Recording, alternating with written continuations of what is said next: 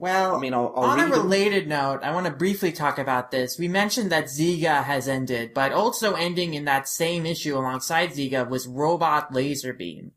And I wanted to briefly get your thoughts, Maxy, on, like, since you've also been reading the series alongside me, what you think might have led to this not being as much of a success as Tadaoshi Fujimaki's previous series. Like, why do you think that it didn't catch on with readers in a really big way? Okay, I've got this one. So it's got a single character focus, where the problem is that the single character they're focusing on is hands down the least interesting character in the series, taking exception for the terrible androgynous character which plays on quote-unquote trap dynamics and can honestly be thrown into the effing sun. Combine that with an awkward case, once again, as was the case with early Kuroko, of a black character who was not great representation, but felt sincerely done. So you kind of get the whiplash of, do I like it? Yes and no. And that's the problem. Every step of the way, like, you could ask me about any chapter, any scene, and it'll be, do you like it? And I'll be like, yes and no.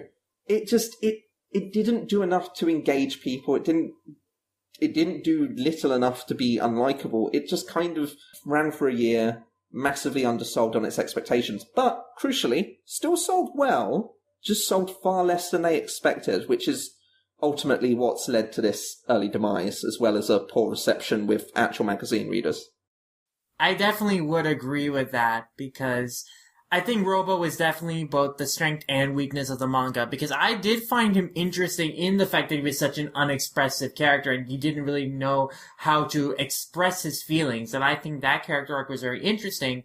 But on the flip side, it also made for a less, immediately compelling character, where, like, the emotions of most, like, shonen characters, they wear their emotions, their hearts on their sleeves. And so, like, you can really, like, get into their emotions, like, pretty immediately early on. You know what they're about. You know what their goal is.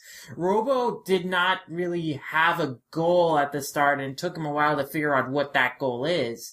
And while I think the journey of his character arc was very interesting, I can see, like, for readers of shonen manga in general, like, he just wasn't a compelling enough character in terms of, like, the adversities he was facing, the stakes he was facing, the relationship he had with his rival. It just didn't come together to make the most dynamic sports narrative you could make out of this. Absolutely. If you want to compare it more directly to Kuroko's basketball, which I feel like you could make the same criticisms early on for how Kuroko himself is presented. Like, he's very into basketball, but he's not very engaging.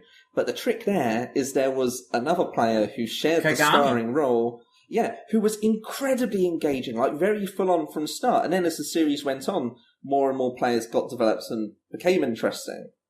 And maybe Robo could have done that down the line, but due to how golf works, the rate of actually introducing and showing off characters isn't great.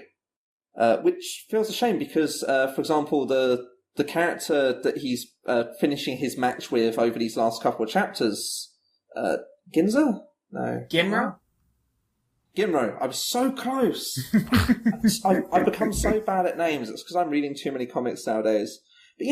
But when they gave his origin like half a chapter or whatever to show off, I think it showed what would have totally worked as the protagonist of this series.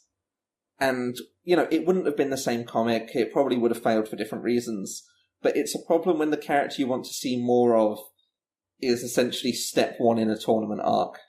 Mm-hmm.